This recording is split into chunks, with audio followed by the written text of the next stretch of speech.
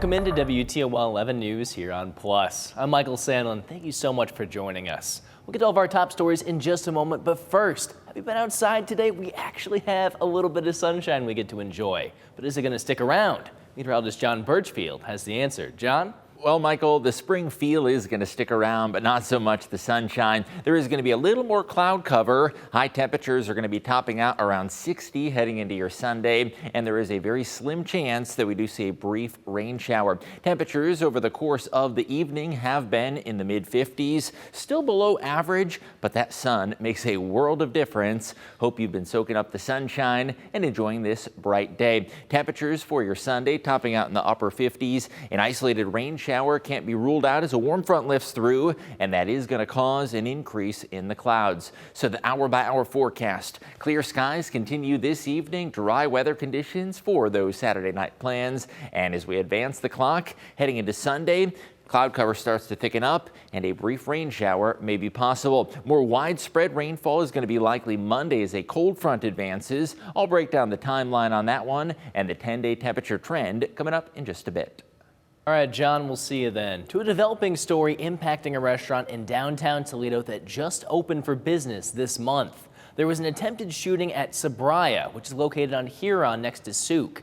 According to court records, a patron, Matthew Exton, attempted to fire a gun at another patron, but then the gun jammed. This led to multiple patrons subduing Exton. He's facing multiple charges tonight, including felonious assault and inducing panic. Now, we reached out to the owners of Sabria who released this statement. Here's what they said, quote, "We are deeply grateful for the swift and courageous actions taken by our team, our patrons, and the Toledo Police Department in response to an isolated domestic incident which occurred at one of our establishments on Friday evening. Thanks to their quick intervention, the situation was resolved. The safety and well-being of our guests and staff are always our highest priority. We are fully cooperating with local authorities as they continue their investigation. Out of respect for the individuals involved in the ongoing legal process, we will not be commenting further at this time. All inquiries should be directed to the Toledo Police Department." Today is Record Store Day, and for 2 decades now, Culture Clash Records has been throwing a celebration for the holiday. But last year, they told us business was at their worst in 2 decades. Dominique O'Neill joins us in studio with more. So Dom, how are things going for Culture Clash Records now?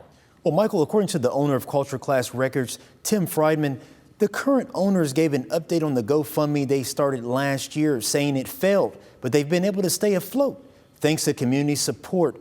And a big part of that is sales went up from slumping to booming. The owner says 2025 is on track to be their strongest year yet, thanks in part to local bands that they've hosted on the weekly. And this Record Store Day was no exception, seeing their biggest year yet in terms of single-day sales on Record Store Day. And the owner says it proves selling records will continue to be a thing for years to come. We fell short of our GoFundMe goal, our fundraising goal, but again, people showed up. People heard us asking for help, and they came and bought records. And the increase in sales that we saw, in addition to the generous donations to the fundraising platform, has kept us in much better standing, paying bills much closer to on time, which feels good. And at least a dozen live bands are performing at the store today for Record Store Day. And we also talked to some local record lovers about the future of record stores and what they expect to see how the record stores will thrive in 2025. Reporting in studio, Dominique O'Neill, WTOL 11. A longtime bike shop in West Toledo is preparing to close its doors at the end of the month. Reggie's Bike Shop announced it will shut down operations by April 30th. In a message to customers, the shop thanked the community for its support over the years. Ahead of the closure, the store is holding a final ride-out sale, offering discounts on bikes and accessories while supplies last. Store hours will be limited through the end of the month. Go ahead and take a look at your screen. Have you seen this woman? Toledo police are looking for her. Her name is Brittany Collins. She's 43 years old. Toledo police say she went missing from Ravine Park Village. Collins may be in need of medical attention. Anyone with information about her is asked to call or text Crime Stoppers at 419-255-1111. Family, friends, and community members honored a young man whose life was cut short on April 2nd. Joaquin Simmons was an 18-year-old meeting up for a shoe sale that ended in violence. The unidentified party who met with Simmons attempted to rob him and flee, and Simmons held onto the car to stop them, dragging him for several blocks. This afternoon, a celebration of his life was held at the Whiskey Red Saloon, where all proceeds will go towards medical and funeral expenses. It's just great to see everybody, actually show up for my cousin, just to see that the love and support that he had is, definitely out there and is definitely real. It's a little overwhelming, but it is good to know that so many people cared about him and that he's, obviously in a better place now. So. For those who were unable to attend today, an account with Simmons' name will be open for donations at the Jeep Country Federal Credit Union. The city of Toledo is working toward a major development for the region's water supply, taking the first step towards adding a new water intake pipeline from Lake Erie to the water treatment center. But the project just hit a snag.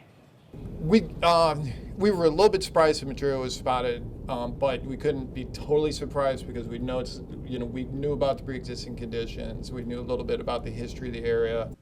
That's Andy McClure with the City of Toledo, discussing the first snag in a multi-year project for the city to improve our water intake system. You see, right now Toledo and the greater Northwest Ohio region as a whole currently relies on two water intake valves. One is 78 inches, installed in 1940, and the other one 60 inch, installed in 1967. The 1940 raw water main is a steel line, and it is at the end of its useful life. So the city commissioned an $175 million replacement to be built right in between the older lines, following their original path. But there's one problem. Some of the soil near the pipes isn't soil at all. We were alarmed when we came out of the ground. It looked like greasy material or like a paint waste. McClure told WTOL 11 during a closed-door meeting on Friday, this contamination was found in 3 of 10 core samples during regular testing. In particular, the soil from this spot of the EnviroSafe landfill. McClure says it's an ecological hurdle, and this will require more testing. But there's no threat to the water supply. Yeah, no, we absolutely don't believe that happened. We are testing for materials that the kind of thing that would show up has always been clear. Our drinking water is safe. It's always been safe. So what happens now? While further testing is set to be underway, McClure says he doesn't expect this to impact their final timeline. No, we don't believe this is going to delay the project at all. The project's being constructed in phases, and the location where we found this is in phase 2. Currently phase 1 is under design, and that will be out for bid in 2026. McClure says construction for the project should end in 2029. That's assuming this discovery doesn't change any approvals with the EPA. McClure also says they don't blame EnviroSafe for this contamination, saying these chemicals have likely been in that same location for at least 50 to 60 years. Hi guys, coming up on the next Leading Edge, an important conversation about kids and trauma and the navigating that is going on behind the scenes. All trauma is specific to the student. So what you have to do to deal with it is we have to try to empower our students so that they have some resiliency. And one thing that helps them with that would be to have them have some supports like adults. Plus, a former area fire chief and safety director in the city of Toledo who's taking on another battle. And this one is with cancer. Found out from a routine doctor's appointment. So men, go to your doctor's appointments. Yeah.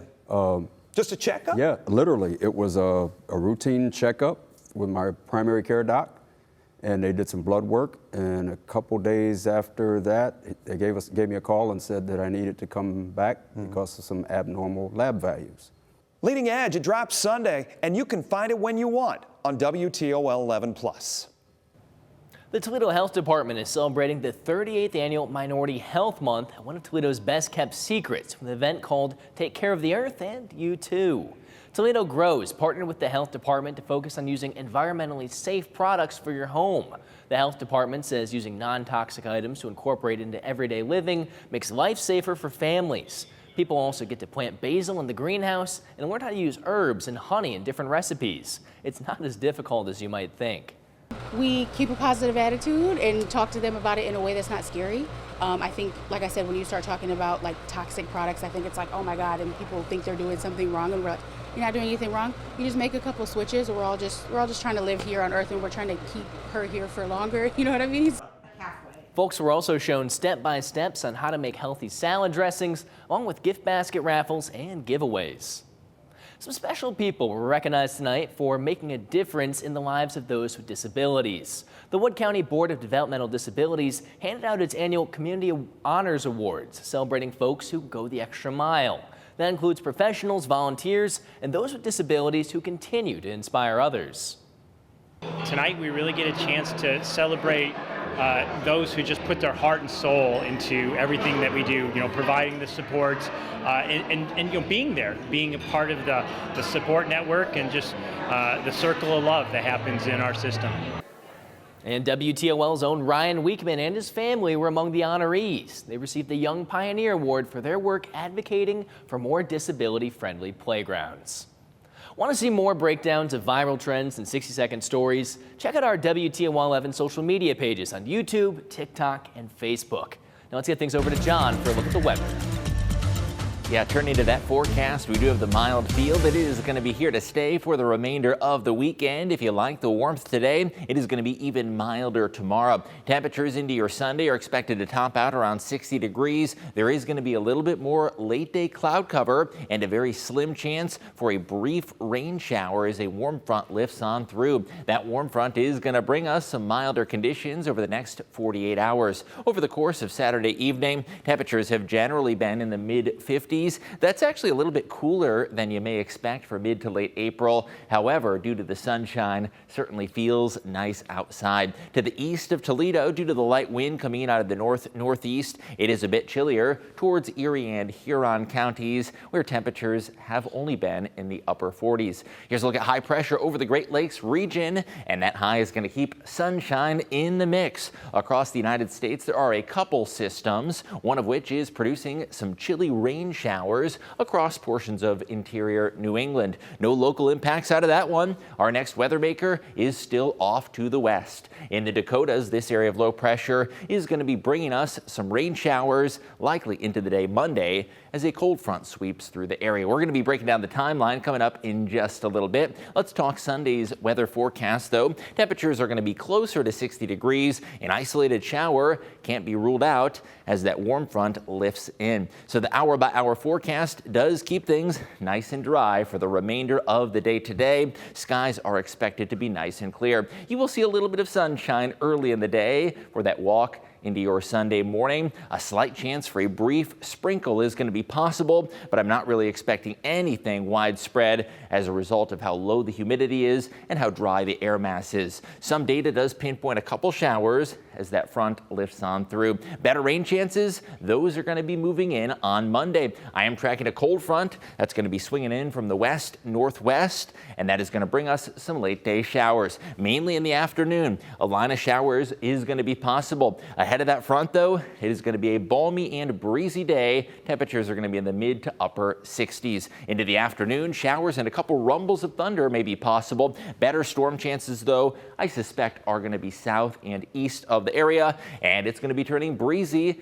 In the wake of that system, we do have some gusty winds that are going to be possible. Hour by hour forecast, it is going to be chilly starting off the day Sunday. However, the afternoon is going to be on the milder side. Temperatures are going to be just shy of the 60-degree mark. And if that's not warm enough for you, how about some mid to upper 60s? Monday's forecast does call for near 70-degree temps, and the warmest weather is going to generally be far to the south of the Toledo metro. Now that's ahead of the cold front, though. That cold front is going to usher in a drop in temperatures. Looking at the next couple of days, temperatures surging to the mid to upper 60s, possibly even near the 70-degree mark south of the Toledo metro. And then as we head towards Tuesday, showers and a chillier breeze will be likely. We do get some midweek sunshine, but it's not going to last as there will be some additional late week showers. So you will need that umbrella both Monday and Tuesday. Any rain chances on Sunday are going to be very, very slim at only around a 20%, and then no worries of any additional rainfall heading towards the middle of the week. Long range trend, though, does feature the return of some milder conditions as we inch closer towards Easter weekend. Weather impacts this week do include some showers that are going to be likely, and Easter is going to be trending sunnier. That 10-day forecast brings back 60s and sunshine heading towards your Easter Sunday.